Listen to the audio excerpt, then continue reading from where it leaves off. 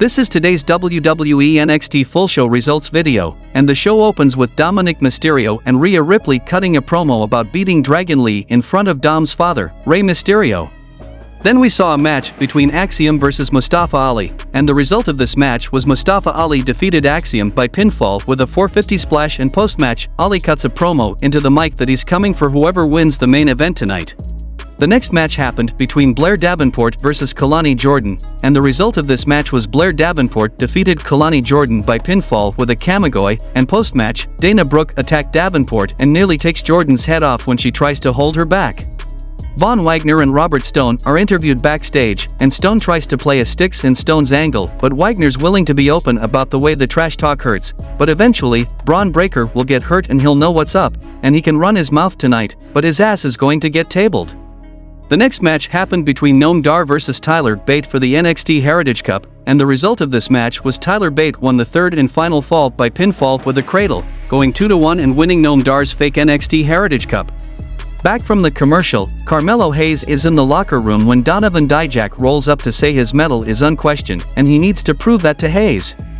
Wes Lee rolls up to chat with the champ. Don talks trash and Lee asks if he really wants to go there, and Dijak says he goes where he pleases, and Wes says he's got no problem reminding him who he is, right here in front of their champion.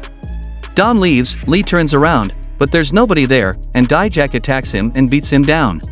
Ilya Dragunov makes his entrance, and Trick Williams comes out to confront him and says he's not backing down and he wants to talk. Dragunov asks if he's serious and tells him if he takes one step further, well, Williams says the last time they danced it got ugly for the both of them, but Ilya preserved and Trick will give him his props, he's a bad boy. Trick asks him if he wants to kick his ass and proposes a match where he can prove to the world what he's capable of and shut all the whispers and let everyone know Trick Willie ain't no sidekick. Dragunov asks if he understands what he's asking and tells him to look in his eyes that burn red when he's really angry and the wrath consumes him. It doesn't matter how hard he tries to fulfill his destiny, something or someone happens, and this time, Trick Willie happened. He asks Trick to think hard, because he will break him. Williams tells him to bring his A game and recounts Ilya's victories and says he's one of the best, and in 2 weeks at Heatwave, he'll prove he is too, and Dragunov accepts the challenge and says his career will die at Heatwave. Back from the commercial, Rey Mysterio chats with Roxanne Perez and puts her over for her victory at the Great American Bash before moving on to chat with Thea Hale. He introduces himself and reminds her to breathe before saying he knows what it's like to be the ultimate underdog, but he can see the heart she has every time she steps in the ring. Hale asks him if he still loves Dominik, and he has to consider it for a moment before saying he doesn't like who his son is, but he's his son and he'll always love him. Andre Chase rolls up and Hale snaps at him, saying Rey wouldn't have thrown in the towel. The next match happened between Braun Breaker vs Von Wagner, and the result of this match was Braun Breaker defeated Von Wagner by pinfall with a spear. Post-match, Breaker attacks Robert Stone, fireman's carry, Von saves his buddy and sends Braun packing with a knee, and out to the floor, he powerbombs Breaker through the table, and Stone hugs Von and tears his shirt open in excitement.